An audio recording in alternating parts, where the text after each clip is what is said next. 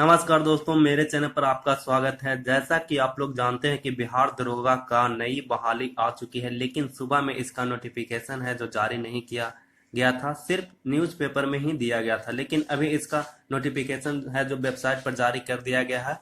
तो आइए इसकी पूरी डिटेल के बारे में जानते हैं। तो वीडियो को पूरा देखें और अगर वीडियो पसंद आए तो वीडियो को लाइक एवं चैनल को सब्सक्राइब करिएगा। तो ये जो बहाली निकाली गई है यह बिहार पुलिस अवर सेवा आयोग के बोर्ड के माध्यम से निकाली गई है, यानी बीपीएसएससी के माध्यम से निकाली गई है।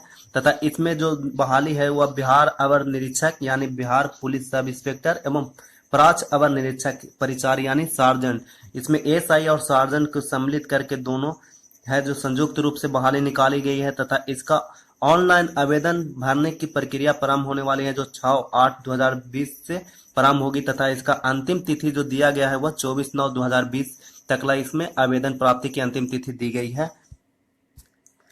और इस बहाली का जो विज्ञापन संख्या है वह 3/2020 दिया गया है। इसका विज्ञापन संख्या 3/2020 दिया गया है। तथा इसमें देख लेते हैं कि इसमें सीटों की संख्या कितनी है। तो इसमें पुलिस सब इंस्पेक्टर की सीटों की कुल संख्या 1998 और सार्जेंट की कुल सीटों की संख्या 215 है, यानी कुल मिलाकर 2213 पदों पर जो बहाली निकाली गई है जो दी गई है, 2213 पदों पर बहाली निकाली गई है।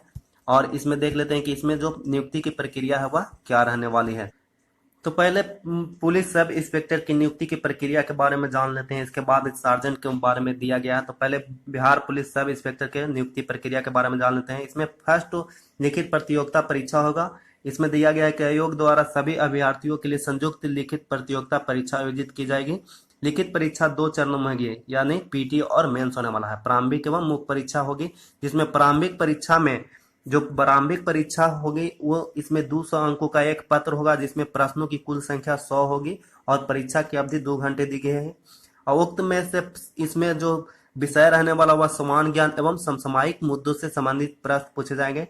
इसमें मैथ और रीजनिंग नहीं पूछा जाएगा, यानी इसमें सिर्फ जीके जीएस पूछा जाएगा और जो करंट अफेयर पूछा जाएगा। इसमें 30% से कम अंक प्राप्त करने वाले अभ्यर्थी मुख्य परीक्षा के लिए असफल घोषित किए जाएंगे, यानी जो भी छात्र इसमें 30% से कम अंक प्राप्त करते हैं वह इसमें असफल घोषित किए जाएंगे। तथा प्रारंभिक परीक्षा में प्राप्त अंकों के आधार पर रिक्तियों को 20 गुना सफल अभ्यर्थियों का चयन आरक्षण कोटिवर किया जाएगा, यानी जितना भी इसमें वैकेंसी दिया गया है उसकी 20 गुना है जो पीटी में सिलेक्ट होंगे और वो भी जो अपने कोटि में यानी कैटेगरी के 20 गुना होंगे। तथा मुख्य लिखित परीक्षा हेतु अर्हता प्राप्त अभ्यर्थियों को प्राप्त संख्या में अनुपलब्धता की दशा में उक्त अनुपात उपयुक्त रूप से कम भी किया जा सकता है, यानी इसमें बोर्ड है जो कम भी इसका जो देने का रिजल्ट देने का है वो कम भी किया जाता है। इसके बाद होगा मुख्य परीक्षा। प्रारंभिक परीक्षा में सफल अभ्यर्थियों को मुख्य परीक्षा में सम्मिलित होने का अवसर प्रदान किया जाएगा। तथा मुख्य परीक्षा में भी मुख्य परीक्षा में 2 पत्र होंगे। प्रथम पत्र होगा 200 अंकों का समान हिंदी, यानी इसका जो 2 पत्र होगा इसमें फर्स्ट पेपर होगा जो 200 अंकों का समान हिंदी होगा। इसके लिए भी 2 घंटे का समय दिया जाएगा, जिसमें प्रश्नों की संख्या 100 हो गई, यानी 100 प्रश्न होंगे और इसका अंक होगा जो 200 अंक होगा और इसमें 2 घंटे का समय दिया जाएगा। एवं इसमें भी आपको न्यूनतम 30% अंक प्राप्त करना अनिवार्य होगा, अंततः उन्हें आयोग घोषित कर दिया जाएगा। समान हिंदी पत्र का प्राप्तांक है जो मेधा निर्धारण में नहीं जोड़ा जाएगा, यानी यह है जो समान हिंदी है जो सिर्फ क्वालिफाइंग नेचर का है, इसमें आपको सिर्फ 30% अंक प्राप्त करना होगा। इसमें आपको इसमें मेधा निर्धारण यानी मेरिट लिस्ट में इसका नंबर नहीं जुटेगा। द्वितीय प्रश्न पत्र है जो समान अध्ययन का होगा, जो समान विज्ञान, नागरिक शास्त्र, भारतीय इतिहास, भारतीय भूगोल, गणित एवं मानसिक योग्यता जांच से संबंधित होगी। यानी द्वितीय प्रश्न पत्र है जो यहाँ पर सबसे इंपॉर्टेंट है, इसमें ही से आपका मेरिट लगेगा। और द्वितीय पत्र का पूर्णांक 200 अंक का होगा और जिसमें कुल प्रश्नों की संख्या 100 होगी, यानी 100 प्रश्न होंगे और 200 मार्क्स होंगे और इसकी परीक्षा की अवधि भी 2 घंटे की होगी। और इसमें 2 चरणों की परीक्षा के में प्रत्येक गलत उत्तर के लिए आपको 0.2 अंक काटा जाएगा, यानी इसमें नेगेटिव मार्किंग है जो प्रत्येक प्रश्न गलत करने पर 0.2 अंक काटा जाएगा। और उत्तर पुस्तिका 2 प्रतियों में होगी, जिसमें एक प्रति आयोग के पास सुरक्षित हो जाएगी। और मुख्य लिखित परीक्षा के आधार पर रिक्तियों का 6 गुना अभ्यर्थियों का चयन होगा, यानी जितने भी सीट वैकेंसी निकाले गए हैं जितने भी सीटों पर उसमें मुख्य लिखित परीक्षा के आधार पर 6 गुना का रिजल्ट होगा। ये उसके बाद इसको शारीरिक दक्षता के लिए बुलाया जाएगा। तो जान लेते हैं कि जो कि पीटी में है जो 20 गुना का रिजल्ट दिया जाएगा तथा मेंस में आपका 6 गुना का रिजल्ट दिया जाएगा।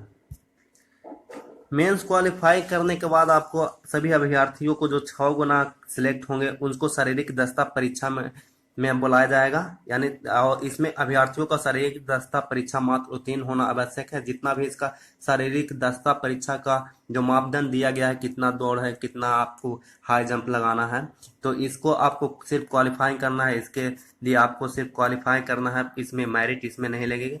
और इसका अंतिम मेधा सूची के लिए आपको न्यूनतम अर्हता प्राप्त है जो बिहार एसआई के लिए। तो मुख्य परीक्षा के आधार पर तैयार की जाने वाली अंतिम मेधा सूची हेतु अनुसूचित जाति, अनुसूचित जनजाति एवं महिला वर्ग के अभ्यर्थियों के लिए न्यूनतम आपको 32% अंक प्राप्त करना होगा मेंस में। और अत्यंत पिछड़ा वर्ग के अभ्यर्थियों के लिए न्यूनतम 34% आपको प्राप्त करना होगा तथा पिछड़ा वर्ग के अभ्यर्थियों के लिए 36.5% आपको मेंस में आपको अंक प्राप्त करना होगा तथा समान वर्ग के अभ्यर्थियों के लिए न्यूनतम आपको 40% आपको प्राप्त करना होगा। ये आपके लिए जरूरी है। इसके आप 40% अंक प्राप्त, अगर कोई भी जनरल वर्ग के है वो 40% अंक प्राप्त नहीं करते हैं तो उसका मेधा में नहीं जोड़ा जाएगा ना। फिर इसके लिए बिहार एसआई के लिए शैक्षणिक योग्यता आपको देख लेते हैं कि इसमें शैक्षणिक क्वालिफाइंग क्या चाहिए, एजुकेशनल क्वालिफाइंग क्या चाहिए। तो इसमें अभ्यर्थियों के लिए दिनांक 1/8/2020 अथवा इसके पूर्व किसी भी मान्यता प्राप्त विश्वविद्यालय से स्नातक परीक्षा या राज्य सरकार द्वारा मान्यता प्राप्त उसके समकक्ष परीक्षा उत्तीर्ण होना अनिवार्य है। यानी 1/8/2020 से पहले आप किसी भी मान्यता प्राप्त से स्नातक परीक्षा या राज्य सरकार द्वारा मान्यता प्राप्त उसके समकक्ष परीक्षा उत्तीर्ण होना अनिवार्य है। यानी आपको बीए या बीएससी किसी भी है जो आप मतलब 1/8/2020 से पहले कर चुके हैं। तथा इसमें अभ्यर्थियों को उम्र दिया गया है, तो इसके बारे में हम तो बाद में बात करेंगे, वो आगे इसका अच्छा से डिटेल दिया गया है। तो इसके बाद जान लेते हैं इसका शारीरिक मापदंड है जो कितना दिया गया है कि क्या क्या है इसको, मतलब कितना हाइट चाहिए, कितना आपको चेस्ट चाहिए। तो यहाँ पर देखिए सर्वप्रथम ऊंचाई यानी हाइट आपको कितना चाहिए। तो यहाँ पर फर्स्ट में दिया गया है अनारक्षित यानी समान वर्ग एवं पिछड़ा वर्ग के पुरुषों के लिए हाइट है जो न्यूनतम आपको 135 सेंटीमीटर होना चाहिए। और अत्यंत पिछड़ा वर्ग, अनुसूचित जाति एवं अनुसूचित जनजाति पुरुषों के लिए है जो न्यूनतम हाइट आपको 160 सेंटीमीटर होना चाहिए, 160 होना चाहिए। और सभी वर्ग को महिलाओं के लिए न्यूनतम ऊंचाई 155 यानी 155 सेंटीमीटर और एवं न्यूनतम वजन 48 किलोग्राम होना चाहिए। यहाँ पर जो दिया गया है महिलाओं के लिए जो 155 सेंटीमीटर एवं न्यूनतम वजन आपको 48 किलोग्राम होना चाहिए। फिर देख लेते हैं इसमें चेस्ट दिया गया है कि आपको सीना मतलब कितना होना चाहिए। इसमें अनारक्षित वर्ग, पिछड़ा वर्ग एवं अत्यंत पिछड़ा वर्ग के पुरुषों के लिए बिना फुलाए हुए आपको जो 81 सेंटीमीटर होना चाहिए चेस्ट और फुलाकर इसमें 86 सेंटीमीटर होना चाहिए। इसमें फुलाने के बाद सीना में कम से कम 5 सेंटीमीटर का अंतर होना अनिवार्य है। इसमें आपको दिया गया है कि फुलाने के बाद सीना में कम से कम आपको 5 सेंटीमीटर का अंतर अनिवार्य होना चाहिए। तथा अनुसूचित जाति एवं जनजाति के लिए पुरुषों के लिए बिना फुलाए हुए 79 यानी 79 सेंटीमीटर होना चाहिए तथा फुलाकर इसमें 84 सेंटीमीटर होना चाहिए। इसी में भी फुलाने के बाद सीना में कम से कम 5 सेंटीमीटर का अनिवार्य होना चाहिए। और इसके बाद देख लेते हैं शारीरिक दक्षता परीक्षा। तो इसमें शारीरिक दक्षता परीक्षा में दौड़ होता है, हाई जंप होता है और लॉन्ग जंप होता है और गोला फेंक होता है। तो इसमें देख लेते हैं पहले दौड़ कितना है। तो इसमें देखिए पहले यहाँ पर दिया गया है दौड़ है जो पुरुषों के लिए 1 मील की दौड़ के लिए समय सीमा आपको 6.5 मिनट यानी 6 मिनट 30 सेकंड रखा गया है। इससे अधिक समय लेने वाले अभ्यर्थियों को असफल घोषित किया जाएगा। यानी जो दौड़ है जो 1600 मीटर है जो 6 मिनट 30 सेकंड में आपको पास करना तथा महिलाओं के लिए 1 किलोमीटर की दौड़ की समय सीमा 6 मिनट है। तो इसमें महिलाओं के लिए 1000 मीटर है जो 6 मिनट में आपको पास करना है। ऊंची कूद के बारे में जान लेते हैं कि ऊंची कूद कितनी है। तो ऊंची कूद है जो पुरुषों के लिए न्यूनतम 4 फीट दिया गया है तथा महिलाओं के लिए न्यूनतम 3 फीट दिया गया है। इसके बाद होता है लॉन्ग जंप, लंबी कूद के बारे में जान लेते हैं। तो इसमें पुरुषों के लिए दिया गया है 12 फीट तथा महिलाओं के लिए दिया गया है 9 फीट। फिर उसके बाद होता है गोला फेंक। तो इसमें पुरुषों के लिए 16 पाउंड का गोला है जो न्यूनतम 16 फीट फेंकना है तथा महिलाओं के लिए जो 12 पाउंड का गोला है वह न्यूनतम 10 फीट फेंकना है। इसके बाद देख लेते हैं कि बिहार एसआई के लिए जो आरक्षण दिया गया, मतलब जो सीट निकाली गई है, बहाली निकाली गई है, वह कैटेगरी बाई कितनी दी गई है। तो इसमें पहला, इसमें तो दिया गया है महिलाओं के लिए 35% आरक्षण है, यानी कुल 1998 में आपका जो 683 पद है जो महिलाओं के लिए है। तो इसमें देख लेते हैं कि कितना कैटेगरी बाई, किस किस कैटेगरी में कितने बहाली दी गई है। तो इसमें अनुसूचित जाति के लिए है जो पदों की संख्या 333 है, तथा इसमें महिलाओं के लिए 124 दी गई है। सेकंड में देख लेते हैं अनुसूचित जनजाति के लिए, इसमें सीटों की संख्या जो 17 है, तथा इसमें महिलाओं के लिए 6 सीट है जो आरक्षित है। तथा इसमें तीसरा देख लेते हैं अत्यंत पिछड़ा वर्ग के लिए, कुल सीटों की संख्या 387 है, तथा इसमें महिलाओं के लिए 147 सीटें रिजर्व है। चौथा में पिछड़ा वर्ग में देख लेते हैं, पिछड़ा वर्ग में सीटों की संख्या 280 है, तथा इसमें महिलाओं के लिए 94 है। साथ में पांचवा में देख लेते हैं आर्थिक रूप से कमजोर वर्ग के लिए 199 है, तथा इसमें महिलाओं के लिए 59 सीट रिजर्व है। छठा में देख लेते हैं पिछड़े वर्गों की महिलाओं के लिए 3% जो अलग से आरक्षण मिलता है, इसमें पदों की संख्या 58 है। तथा इसमें सातवां में देख लेते हैं अनारक्षित यानी समान वर्ग जनरल वर्ग के लोग हैं, तो उसमें सीटों की संख्या 724 है, तथा इसमें महिलाओं के लिए 253 सीट आरक्षित है। तो कुल मिलाकर जो बिहार एसआई का जो बहाली है जो 1998 है, जिसमें 683 पद हैं जो महिलाओं के लिए आरक्षित है।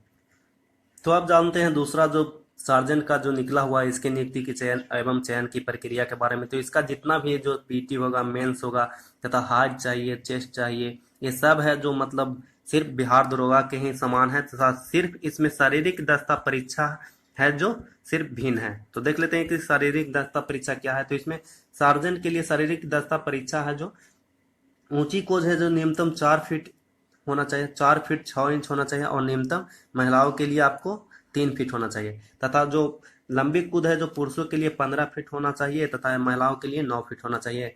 अब हम तीसरा देख लेते हैं गोला फेंक, पुरुषों के लिए 16 पाउंड का गोला है जो 20 फीट न्यूनतम फेंकना है, तथा महिलाओं के लिए 12 पाउंड का गोला है जो 10 फीट फेंकना है। और इसमें दौड़ है जो सिर्फ बिहार दरोगा के ही सेम है।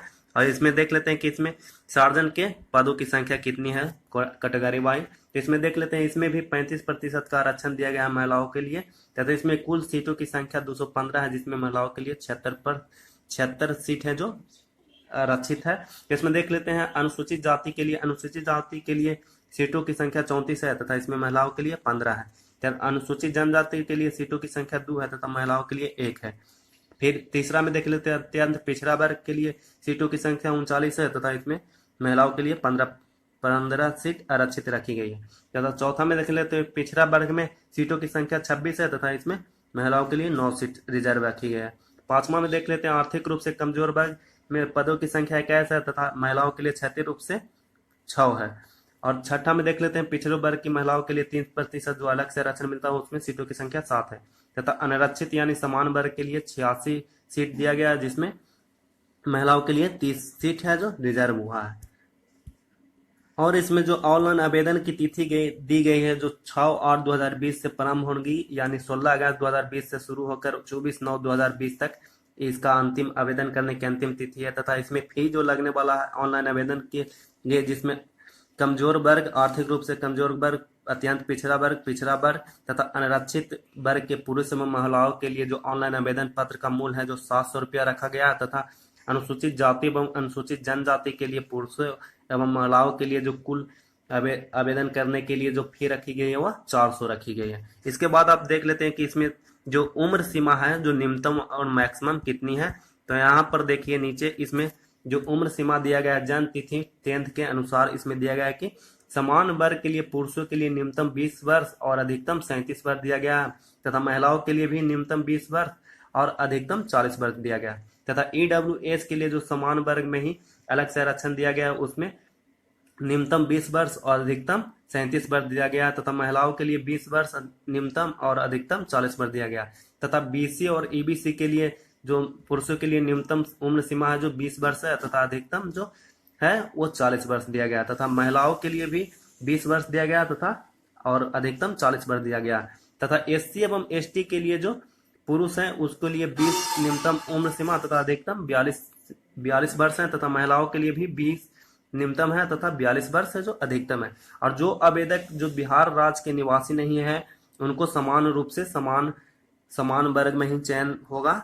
और इसके बाद देख लेते हैं और क्या क्या खबर है जो क्या क्या इम्पोर्टेंट है, तो यहाँ पर देख लेते हैं। ये आवेदन पत्र भरने के पूर्व अभ्यर्थी को यह सुनिश्चित कर लेंगे कि दिनांक 1/1/2020 को न्यूनतम आयु सीमा तथा दिनांक 1/8/2020 के पूर्व शैक्षणिक योग्यता आदि सभी पात्रता को पूर्ण करते हैं। यानी जिनका भी उम्र होना चाहिए वह 1/1/2020 को 20 वर्ष पूर्ण होना चाहिए, 1/1/2020 को 20 वर्ष हो जाना चाहिए, तथा जो निर्धारित उम्र सीमा है, जो शैक्षणिक योग्यता का कट ऑफ है, जो 1/8/2020 यानी 1/8/2020 के पहले आपको शैक्षणिक योग्यता पूर्ण होनी चाहिए, तथा उम्र सीमा है जो 1/1/2020 को आपको 20 वर्ष पूर्ण होना चाहिए। तो ये था आपके लिए एक न्यूज। तो अगर ये वीडियो आपको पसंद आया तो लाइक करें। हम इसी तरह का न्यूज और नोटिफिकेशन के बारे में जानने के लिए मेरे चैनल को सब्सक्राइब करना ना भूलें। धन्यवाद।